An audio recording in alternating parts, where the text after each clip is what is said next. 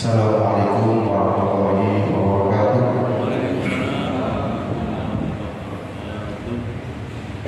Subhanakallahumma Rabbana la ilma lana illa ma 'allamtana innaka antal alimul hakim. Wa tub 'alaina innaka antat tawwabur rahim. Wa taqabbal minna innaka antas samiul alim. Wa 'allimna min ladunka ilman nafi'an ya dzal jalali wal ikram.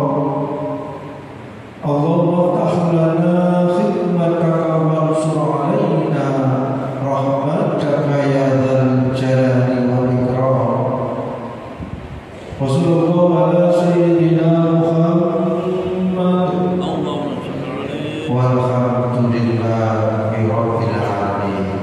Hadirin hadirat jamaah Masjid Baitur Rahim, Majelis Taklim Subuh Ramadan rahimahullah.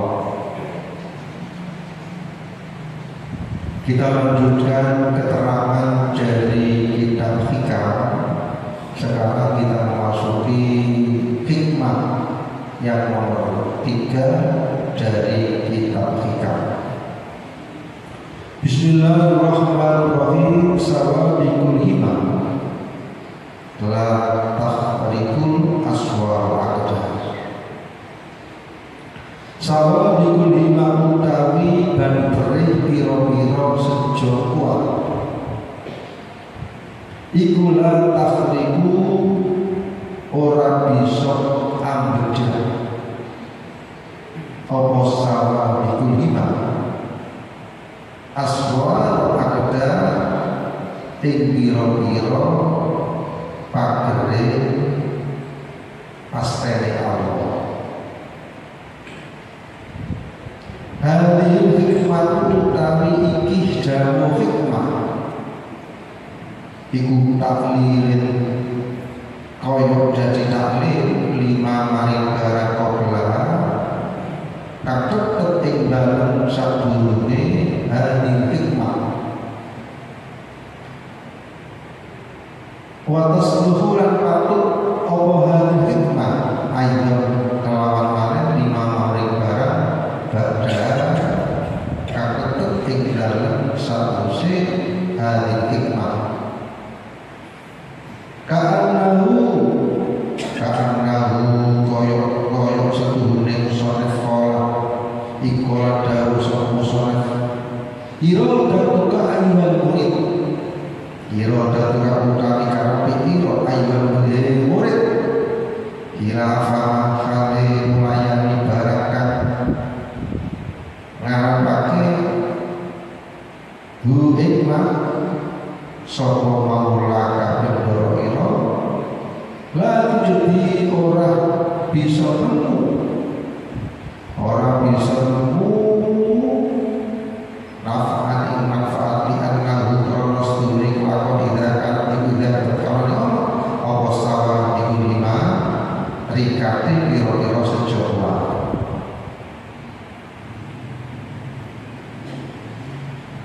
Kekuatan keinginan yang kuat tidak bisa menerobos takdir Allah. Seseorang yang mempunyai satu keinginan yang kuat akan menimbulkan akan ada 3 hal. Yang pertama, ketika seseorang itu punya keinginan yang kuat, yang pertama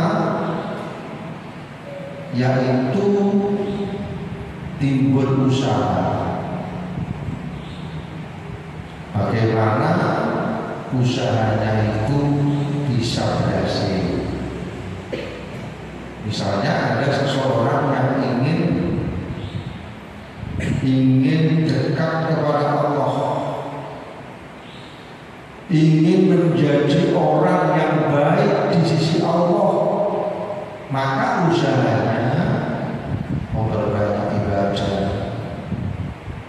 Usahanya adalah untuk melakukan berbagai macam ibadah dalam rangka untuk mencapai tujuan itu.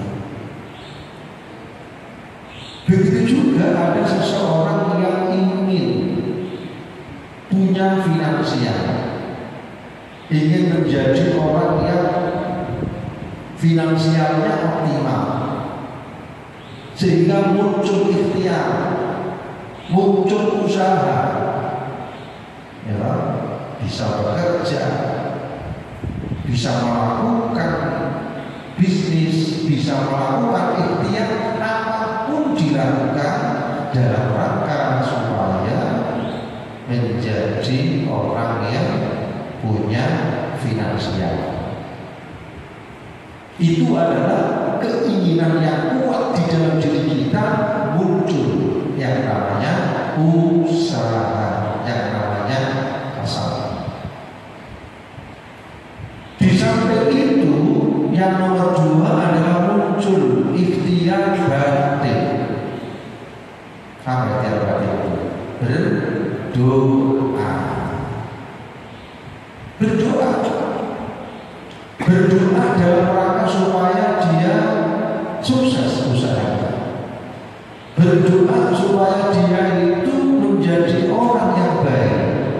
Berdoa supaya dia itu menjadi orang yang punya ilmu dan lain sebagainya.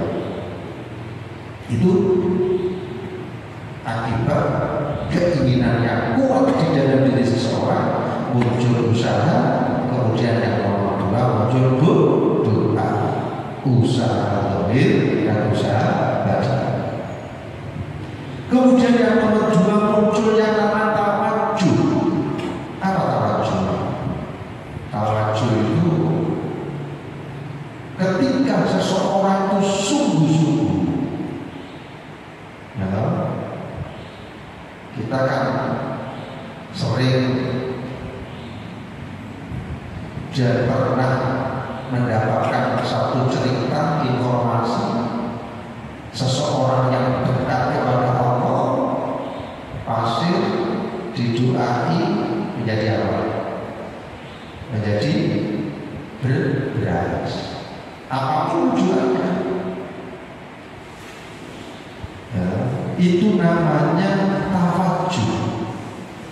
Nah, tawajuh itu kalau dia dekat kepada Allah, sungguh-sungguh dekat, orang yang baik, itu namanya karomah. Kalau tawajuh terjadi kepada orang yang jauh kepada nilai-nilai kebaikan, maka itu jadi istiqroh. Hadirin jamaah yang dimuliakan Allah. Jadi takdir kita tidak terlepas dengan apa yang ditentukan oleh Allah. Sebelum takdir itu terjadi, ada yang namanya qada,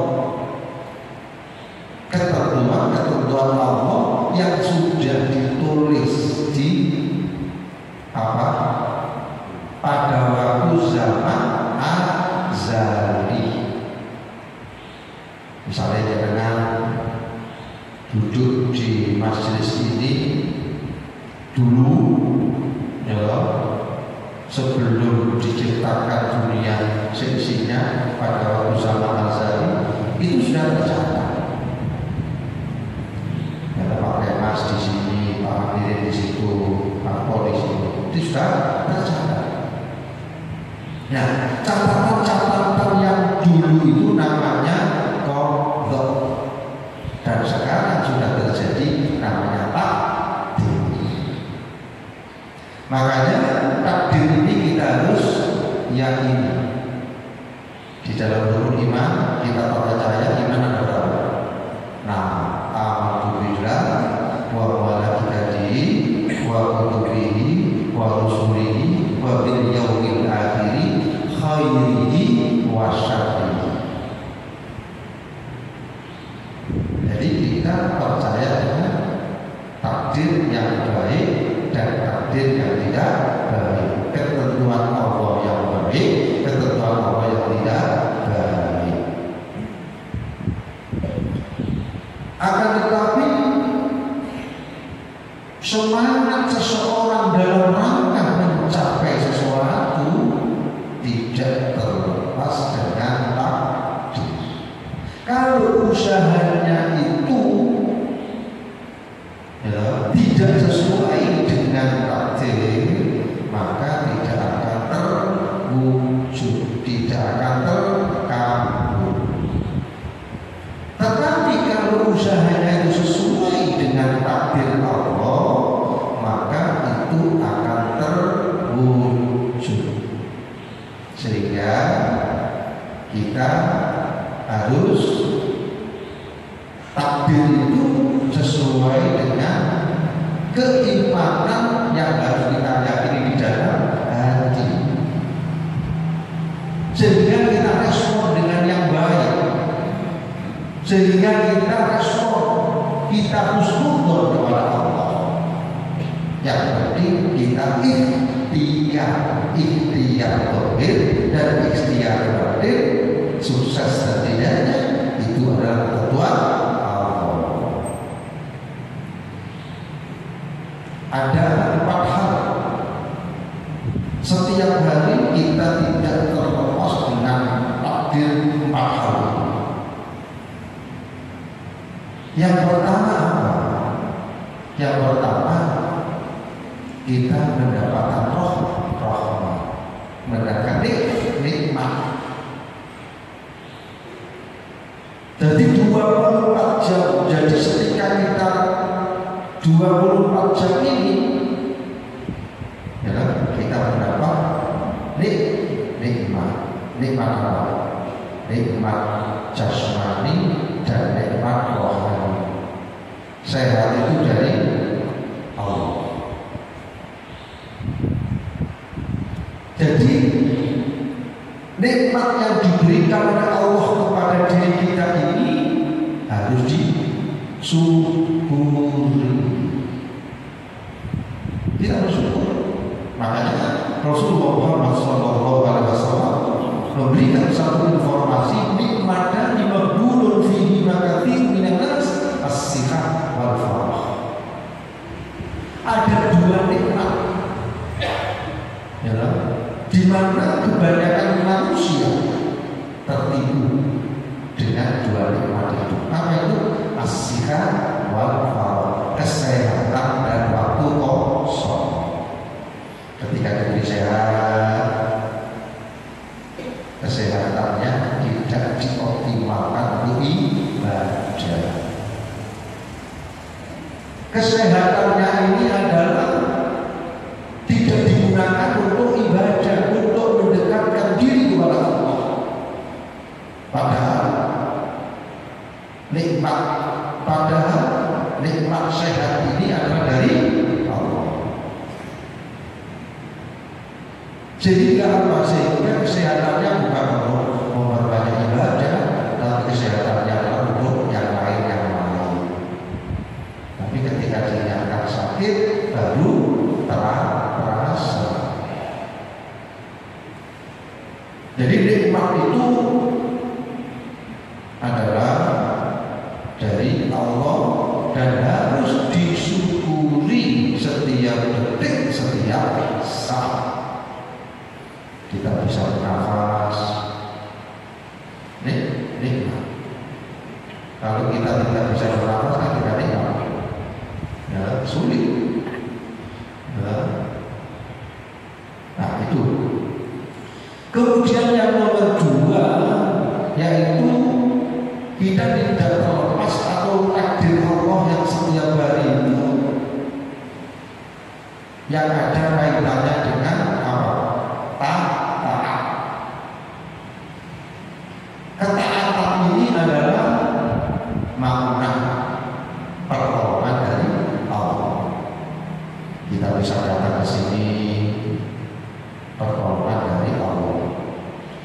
bisa puasa, pertolongan dari Allah. Kita bisa bangun malam, pertolongan dari Allah. Kalau tidak pertolongan dari Allah, tidak mungkin bisa bangun malam. Bisa puasa, bisa ngaji Al-Quran, bisa membaca sholawat, bisa ke masjid, bisa itikaf, pertolongan dari Allah. Sehingga kita mengucapkan Alhamdulillahirabbil alamin. Sehingga ketika kita ingat bahwa kita bisa baca Al-Quran, kita bisa jamaah, kita bisa puasa, itu pertolongan dari Allah, maka akan terhindar dari sifat ujub dan takabur. Apa ujub itu? Ya, merasa diri yang bangga dan tidak merendahkan orang lain dan tidak ingat bahwa itu adalah pertolongan dari Allah. Kemudian yang nomor berikutnya yaitu kita tidak terlepas dengan kemaksiatan. Al-insan mahal khata' wa nisyan. Ketika kita melakukan kemaksiatan, apa yang harus dilakukan? Tobat. Kalau maksiat itu kepada Allah, kita tobat kepada Allah. Kalau maksiat itu kepada sesama manusia, kita harus tobat kepada sesama manusia. Tobat maksiat zahir dan maksiat batin. Contoh, keyakinan yang ada di dalam diri kita. Misalnya ada sesuatu, kita punya keyakinan rezeki itu dari Allah, kemudian rezeki itu dari usaha. Keyakinan seperti ini adalah keyakinan yang tidak benar, berarti dia itu musyrik dan syirik.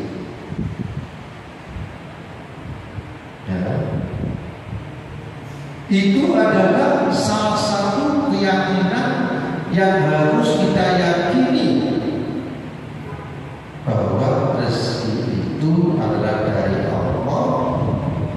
Ya, ketika rezeki itu dari Allah, di mana usaha yang dilakukan itu adalah tidak memberi bekas dan semuanya itu adalah hak prerogatif Allah. Loh, kenapa kita berusaha? Berusaha itu memang diperintah, tapi hasil dan tidaknya itu adalah kewenangan Allah. Nah, itu contohnya seperti itu. Maka dari itu, ketika kita istilahnya itu melakukan kemaksiatan yang seperti itu, kita harus tobat. Tobat itu berarti dan istighfar. Ada kemaksiatan batin, ada kemaksiatan zahir, ada kemaksiatan yang sadar diri, dan ada kemaksiatan tidak sadar. Nah, ketika kita tahu, tobat. Jadi ketika kita punya nikmat, itu adalah bersyukur. Ketika kita melakukan kemaksiatan, maka kita tobat. Ketika kita melakukan ketaatan, berarti kita apa? Bahwa ketaatan itu adalah makna pertolongan dari Allah. Itu setiap hari. Sehat berarti nikmat, sakit berarti ujian dan bala. Ketika diuji oleh Allah sakit, ketika ada bala, berarti harus sabar. Bahwa bala itu adalah yang dari Allah, kita harus sabar. As-sabru ala maksiyah, as-sabru ala ta'at, as-sabru ala musibah. Jadi 4 hal ini tidak terlepas kita terhadap 4 hal yang ada pada diri kita masing-masing. dimuliakan oleh Allah itu adalah kita berbicara tentang tadi apa sama bikul himam la tahriku aswar abda. Semangat kita yang tinggi tidak akan bisa menerobos takdir. Nah, ketika kita ini itu adalah akidah, itu adalah keyakinan. Sehingga apa? Sehingga ketika kita sudah mempunyai satu keyakinan seperti itu, ketika kita berusaha tidak berhasil, berarti itu adalah apa? Ujian dan masih belum diberikan kesuksesan. Ya, takdir yang ditentukan oleh Allah. Nah, apa yang harus kita lakukan? Kita terima. Kita terima itu apa namanya? Ridho. Kita terima. Jadi Pak Amirin takdir yang begini kita terima. Pak Kemal setelah ini kita terima. Menerima. Jangan sampai ketika kita sudah tahu ada takdir ini, wah saya tidak bekerja, wah saya tidak beribadah. Tidak seperti itu. Itu adalah makna keimanan. Takdir itu masalah keimanan ada di dalam hati. Tetapi Allah pun masih tetap memberikan satu apa? Memberikan satu ikhtiar kepada sesama manusia. Makanya kemarin kan kita berbicara tentang apa? Kemarin kita berbicara tentang kasab dan berbicara tentang tajrid. Sesuai dengan makom dan kedudukan masing-masing. Kalau sudah makomnya tajrid, diridho dan dilakukan secara istiqomah. Kalau sudah Allah menentukan makom kasab, kita terima, kemudian kita mudah warna. Dan di sini dikuatkan lagi semangat kita yang begitu tinggi tidak bisa menerobos takdir yang sudah ditentukan oleh Allah. Artinya apa? Artinya kalau kita diberi oleh takdir kasar, kita tetap berusaha terus menerus dan mudah warna. Kalau kita ditakdirkan oleh Allah diberi makom yang namanya tajrid, melulu ibadah, berkhidmat kepada Allah dan masyarakat, lakukan sesuai dengan kedudukan masing-masing. Hadirin jamaah yang dimuliakan Allah. Pertama, ridho. Apa ridho itu? Kita terima. Kemudian yang nomor dua apa? Langkah yang nomor dua setelah ridho tidak berhenti. Misalkan jangan ditakdirkan seperti ini, akhirnya males, terima berusaha. Nggak boleh. Setelah ridho, setelah diterima, apa langkah kedua? Langkah yang kedua, ikhtiar. Ikhtiar dulu. Kalau seseorang itu ingin punya finansial, harus bekerja sesuai dengan makomnya, sesuai dengan kedudukannya masing-masing. Nah, setelah kita ikhtiar dohir, jangan lupa ikhtiar batin. Kenapa? Karena ikhtiar dohir itu ya, sukses dan tidaknya masih belum tahu. Harus didukung dengan doa. Doa itu menunjukkan bahwa diri manusia itu lemah, memohon kepada Allah. Ikhtiar zahir, ikhtiar batin, dan ketika belum sukses juga sadar sukses dan tidaknya itu hak prerogatif Allah. Ketika dia sukses, dia itu tidak sombong bahwa itu adalah rezeki dari Allah, bersyukur. Dan ketika belum sukses, maka dia itu sabar dan terus-menerus berdoa kepada dia. Pertama ridho, nomor dua ikhtiar zahir, nomor tiga ikhtiar batin, nomor empat sabar. Ridho, ikhtiar zahir, ikhtiar